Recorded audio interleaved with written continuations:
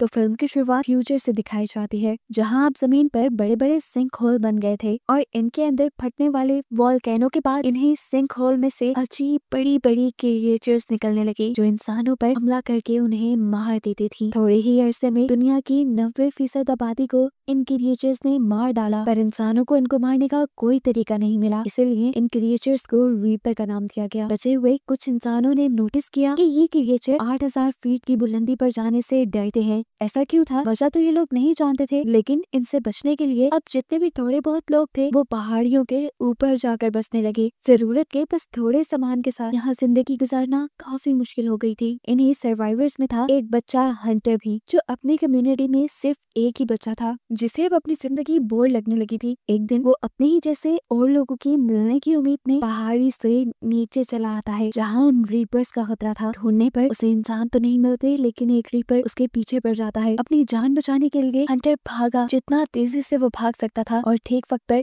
उस रीपर के हमला करने से पहले वो अपनी सेफ लाइन को क्रॉस कर गया। जान तो उसकी बच गई थी, लेकिन अब ये बात उसके डैड को भी पता चल गई थी कि वो नीचे गया था, जो सुनकर उसके डैड बहुत ज्यादा परेशान हो गए और उसके डैड ने उसे समझाया कि नीचे जाना बिल्कुल सेफ नहीं। देखो, तुम्हें भागने में भी मसला होता है। यहाँ हमें पता चला कि हंटर को सांस लेने में तकलीफ होती थी और वो हर वक्त फिल्टर्स के सहारे जीता था। हंटर ने अपने डैड को एक्सप्लेन किया, बस मैं और लोगों को ढूंढना चाहता था। जवाब में उसके डैड कहते हैं, देखो हंटर, मैं तुम्हारी मॉम को खो चुका हूँ, अब मैं तुम्हें नहीं खोना चाहता। ये कहकर वो शिकार के लिए चले गए अपने फ्रेंड केटी के साथ, जहाँ शिकार पर भी वो अपने बेटे के लिए काफी उदास और परेशान थे। तब केटी उसे समझाते हैं, देखो वो एक बच्चा है और बच्चे हमेशा नई चीजों को जानने के लिए बेताब होते हैं, तो वे उसे थोड़ी स्पेस देनी चाहिए। ये लोग जब अपना शिकार लेकर वापस आ रहे थे तो रास्ते में इन्हें दिखाई देती है प्रोफेसर नीना। वो रीपर के शेल पर नई नई बुलेट्स बनाकर एक्सपेरिमेंट कर रही थी। कोई तो उनकी बनाई हुई बुलेट उन रीपर को मार सकती थी। 3 साल हो गए थे उन्हें इस एक्सपेरिमेंट को करते हुए, लेकिन अब तक वो नाकाम थी। रात होने पर देखने को मिला कि हंटर की तबीयत बुरी तरह बिगड़ गई, तो देखकर विल भी परेशान हो गया और फौरन उसने जाकर हंटर का फिल्टर चेंज किया। जिसके बाद उसकी तबीयत थोड़ी संभल गई। उसने देखा कि ये उसके पास लास्ट फिल्टर था और अब अगर उसे हंटर की जान बचानी थी तो उसे पहाड़ी से नीचे जाकर हॉस्पिटल से और फिल्टर्स लेकर आने थे। ये बात वो जानता था कि नीचे जाना बिल्कुल सेफ नहीं, लेकिन अपनी बेटी की जान बचाने के लिए उसके पास कोई दूसरी चॉइस भी नहीं थी। यही चीज वो जाकर प्रोफेसर नीना से डिस्कस करता है कि वो नीचे जाने वाला है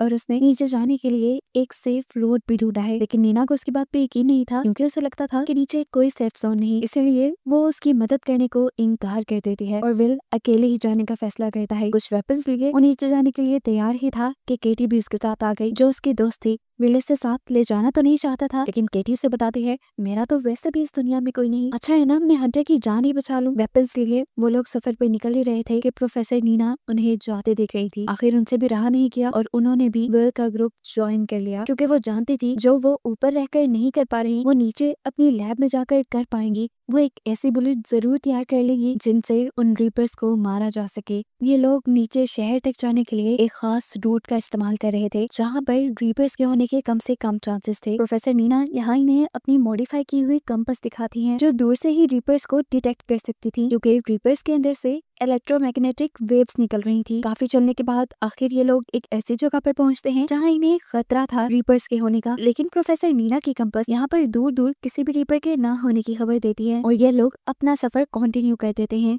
यहाँ पर बहुत सारे मिलिट्री ट्रक्स भी खड़े हुए थे, जो जरूर उन रीपर्स को ही मारने आए होंगे, लेकिन इस लड़ाई में खुद मारे गए। इन ट्रक्स में से विल और केटी अपने सर्वाइवल की चीजें ले लेते हैं। यहाँ पर इन्हें बहुत सारे ग्रेनेड्स भी मिले थे, जिन्हें चलाना केटी जानती थी। उन्हें लग रहा था कि अब इन्हें ग्रेनेड्स के जरिए आगे का सफर आसान होने वाला है। प्रोफेसर नीना को यहीं पर रीपर का खोल भी मिलता है, यानी बॉडी का एक पार्ट, जिसे वो उठा लेती है और यहाँ से और सैंपल कलेक्ट करने लग जाती है, ताकि वो इन रीपर्स के बारे में पता चला सके और इनको खत्म करने का कोई रास्ता ढूंढ सके। यही बातों ही बातों में केटी प्रोफेसर नीना को बुरा भला कहने लग जाती है, क्योंकि उसे लगता था कि प्रोफेसर नीना की वजह से उसकी दोस्त और विल की वाइफ की डेथ हुई थी। इनकी लड़ाई इतनी बढ़ गई कि हाथापाई में बदल गई। अभी ये लोग इसी सब में थे कि अचानक उन्हें दूर से किसी रीपर के होने की आवाज सुनाई दी। आगे बढ़कर इन्होंने देखा ये कोई रीपर नहीं था, बल्कि यहाँ पर बहुत सारे घोड़े थे और ये देखकर वो लोग हैरान हो गए कि रीपर्स जानवरों को नहीं मारते थे, वो तो सिर्फ इंसानों को मार रहे थे। ये लोग अब आगे चेयर लिफ्ट तक जाते हैं, जहाँ से इन्हें अपना अगला सफर कंप्लीट करना था। यहाँ आने पर प्रोफेसर नीना को अपनी कंपास से यहीं करीब एक रीपर के होने का एहसास होता है। ये लोग जब अर्थ के देखते हैं तो उन्हें एक तरफ के दरख्त हिलते दिखाई देते हैं, यानी मॉन्स्टर वही था। अगर इन्हें अपनी जान बचानी थी तो फौरन यहाँ से भागना था। फिल और प्रोफेसर नीना बैठ जाते हैं चेयर लिफ्ट के अंदर, जबकि केटी इसकी पावर सप्लाई चलाने की ट्राई करती है। अब जैसे जैसे वो रीपर केटी के करीब आ रहा था, केटी घबरा रही थी। इसी घबराहट में वो रीपर के पास एक ग्रेनेड फेंक देती है, जिसकी वजह से वहाँ बहुत बड़ा धमाका तो हुआ, लेकिन रीपर को इस धमाके से कोई असर नहीं हुआ। ये लोग जल्दी से अपनी चेयर लिफ्ट ऑन करके उसे चला लेते हैं और दूसरी तरफ हमें दिखाया जाता है कि केटी टावर पे चढ़कर अब चेयर लिफ्ट के ऊपर चढ़ने की कोशिश में थी। वो टावर से जैसे ही चेयर लिफ्ट की तरफ जंप करती है तो बदकिस्मती से वो चेयर के ऊपर जंप नहीं कर पाई। वो गिरने ही वाली थी, लेकिन तभी उसे विल ने हाथ पकड़कर बचा लिया। लेकिन इस सब के बावजूद भी मुश्किलें हल नहीं हुई, क्योंकि रीपर अब बिल्कुल उनके पीछे आ चुका था और उनकी चेयर की केबल्स को बुरी तरह हिला रहा था,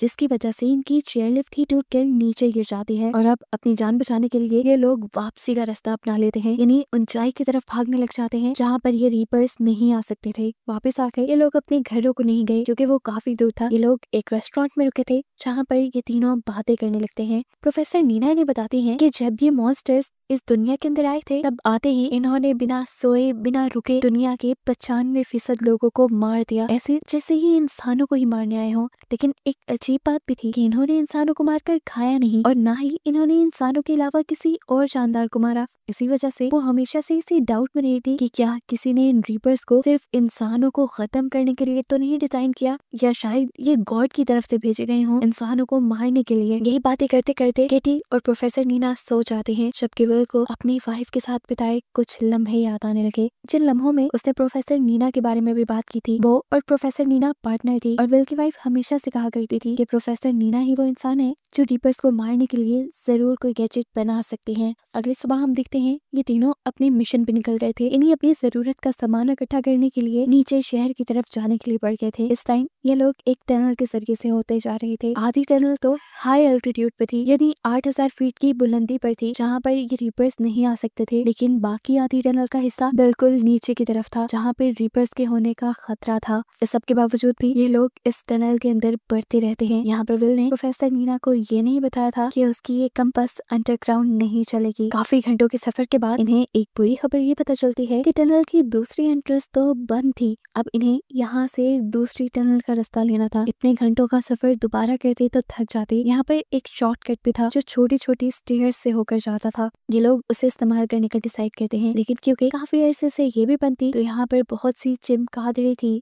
बैट्स थी जो इनके ऊपर हमला करती हैं, लेकिन ये लोग बच जाते हैं। फाइनली अब ये लोग एक दूसरी टनल में तो पहुंच जाते हैं, लेकिन यहाँ पर आना इनके लिए बिल्कुल भी अच्छा साबित नहीं हुआ, क्योंकि यहाँ पर पहले से ही एक रीपर मौजूद था जो जैसे बस इनका इंतजार ही कर रहा था। ये लोग जल्दी से अपने हेड्स पे लगी हुई लाइट को कवर कर चुके थे ताकि रीपर इन्हें सेंस ना कर पाए, लेकिन फिर भी रीपर ने इन्हें सेंस कर लिया था, जिससे बचने के लिए ये लोग अब टनल की दूसरी तरफ से भागने लग जाते हैं। और भागते हुए आगे आके थोड़ी ही दूरी पर केटी ने एक ग्रेनेड भी ब्लास्ट कर दिया था, जिससे वो जानती थी कि रीपर तो नहीं मरेगा, लेकिन हाँ उसकी स्पीड थोड़ी कम हो जाएगी उन तक पहुंचने की। और ऐसा करने में वो कुछ % कामयाब हो भी गई थी, लेकिन अब भी रीपर उनके पीछे पीछे था। इसमें इतपा पीछे मुड़कर विल भी उनके ऊपर गोलियां चलाकर उन्हें रोकने की कोशिश करता है, लेकिन कोई भी गोली रीपर के ऊपर असर नहीं कर रही थी। किस्मत इनकी अच्छी थी कि इन्हें इसी टनल के अंदर एक छोटा सा और गार मिल गया, जिसके अंदर ये तीनों चले जाते हैं। इसी गार के अंदर रीपर भी अपनी जलती हुई टेल को इनके मुंह के बिल्कुल करीब कर लेता है, जिससे इनके सांस खुश्क हो गए थे। लेकिन विल ने यहाँ पर भी सेहानत दिखाई और माचिस जलाकर दूसरी तरफ फेंक दी, जिससे रीपर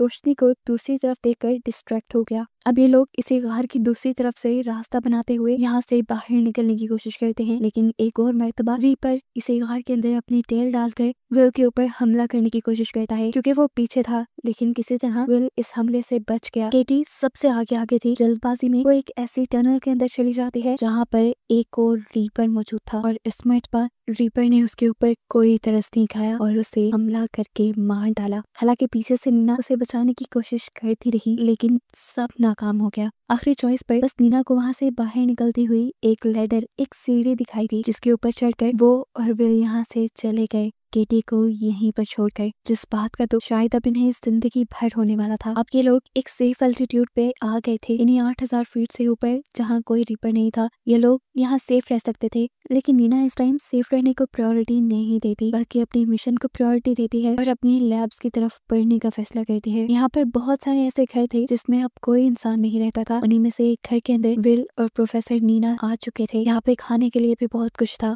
नीना दोनों के लिए खाना बना दिया है और यहाँ बैठकर विल को हंटर की याद आ जाती है। उसे ये खाना बहुत पसंद था, लेकिन उनके शहर में ये सादा सा खाना भी नायाब हो गया था। फिर अब नीना विल को एक्सप्लेन करती है कि कैसे वो डिफरेंट केमिकल्स के मिक्सचर से एक ऐसी बुलेट तैयार कर सकती है जो उन रीपर्स को मार सकता है। नीना को लग रहा था कि इनके अंदर कोई मैग्नेटिक पावर जरूर है और एक खास केमिकल कॉम्बिनेशन की मदद से ये लोग उनके अंदर के ही इलेक्ट्रोमैग्नेटिक चार्ज को किसी बॉम्ब की तरह डिस्ट्रॉय कर सकते थे, जिससे उन रीपर्स के मर जाने का 90% तक चांस है। विल को उसकी बातों पे बिल्कुल यकीन नहीं था और अब विल को तो इस बात पे भी यकीन नहीं आ रहा था कि नीना की फ्रेंड यानी विल की वाइफ वो नीना की इस थ्योरी पे बिलीव करती थी। खैर अगले दिन ये लोग लैब की तरफ बढ़ जाते हैं। पहला स्टॉप यहाँ पर विल ने एक हॉस्पिटल के पास किया था, जहाँ से उसे हंटर की मेडिसिन और फिल्टर्स लेने थे। गन लिए वो आगे बढ़े थे क्योंकि जानते थे कहीं ना कहीं से इनका सामना रीपर से हो सकता है। लेकिन अभी तक प्रोफेसर नीना की कंपस ने इन्हें किसी भी मॉन्स्टर के यहाँ होने का इशारा नहीं दिया था। फाइनली विल को भी हंटर की मेडिसिन मिल जाती है, जिसका वो स्टॉक अपने बैग में रख लेता है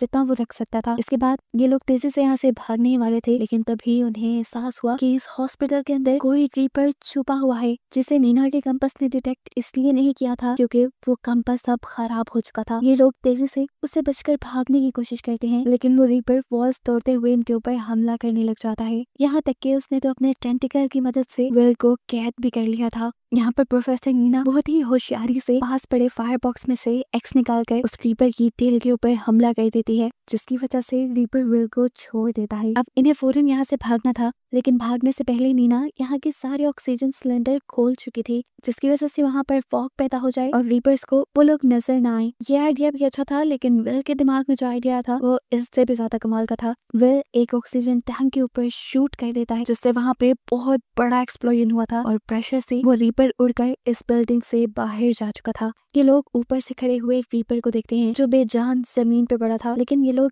नहीं जानते थे कि वो रीपर मरा है या बेहोश है। ज्यादा देर ये लोग रुक नहीं सकते थे यहाँ पर, इसलिए विल नीना से वापस चलने को कहता है, पर नीना कहते हैं नहीं विल, मुझे मेरे लैब तक जाना है ताकि मैं इन्हें मारने के लिए कोई नई बुलेट तैयार कर पाऊँ। विल नीना की बात मान जाता है और ये लोग ट्रक में ही बैठकर लैब के लिए निकल जाते हैं और इनके यहाँ से जाते ही हमें दिखाया गया कि वो रीपर दोबारा होश में आ चुका था। इधर लैब में आते ही नीना अपना काम शुरू कर चुकी थी, जबकि विल इस लैब को विजिट कर रहा था, जहाँ पर उसे प्रोफेसर नीना की फैमिली पिक्चर भी दिखाई दी। ये देखकर वो शॉक रह गया कि नीना की एक फैमिली भी थी, क्योंकि उसने कभी अपनी फैमिली के बारे में कुछ डिस्कस नहीं किया था। ये सवाल करते ही नीना की भी आंखों से आंसू निकलने लगे और उसने बताया कि जिस दिन पहली मर्तबा रीपर्स ने दुनिया पर हमला किया था, उस दिन मैं लैब में ही थी। मेरी फैमिली मुझे बुलाती रह गई, लेकिन मैंने लैब में रहने का फैसला किया और मेरी ही वजह से मेरी फैमिली मर गई और आज मैं जिंदा हूँ। ये सुनकर फिल भी काफी इमोशनल हो जाता है। नीना दोबारा बात कंटिन्यू करती है और कहती है, बस वो दिन था और आज का दिन मैंने इन रीपर्स से बदला लेने की ठान ली थी और देख लेना मैं उनसे अपनी फैमिली का बदला जरूर लूंगी। खैर ये बात करने के बाद नीना पीछे मुड़कर एक बुलेट शूट करती है रीपर के स्केल पर, लेकिन इस स्केल को अभी भी कुछ नहीं होता, जिसका मतलब था कि अभी उसकी बुलेट कंप्लीट नहीं हुई। ये देखकर वो विल से कहती है, तुम जाओ अपने बेटे के पास वापस चले जाओ, मैं यहाँ पर तब तक रुकूंगी जब तक मुझे कोई सोल्यूशन ना मिल जाए, जब तक मैं कोई नई बुलेट ना बना लूं। विल भी नीना की बात मानते हुए यहाँ से चला जाता है, क्योंकि हंटर को उसके पास मौजूद मेडिसिन की ज्यादा जरूरत थी, जबकि नीना बुलेट्स बनाने में इतनी ज्यादा बिजी हो जाती है कि उसे एहसास ही नहीं होता कब उसकी लैब में एक रीपर आ जाता है। रीपर की आवाज सुनते ही उसने आंखें बंद कर ली और आंखें बंद करते ही उसे ख्याल आया कि उसने कुछ केमिकल कंपोजिशन तो ट्राई ही नहीं किए जो सच में काम कर सकते थे। ये ख्याल आते ही वो जल्दी से केमिकल्स मिक्स करते हुए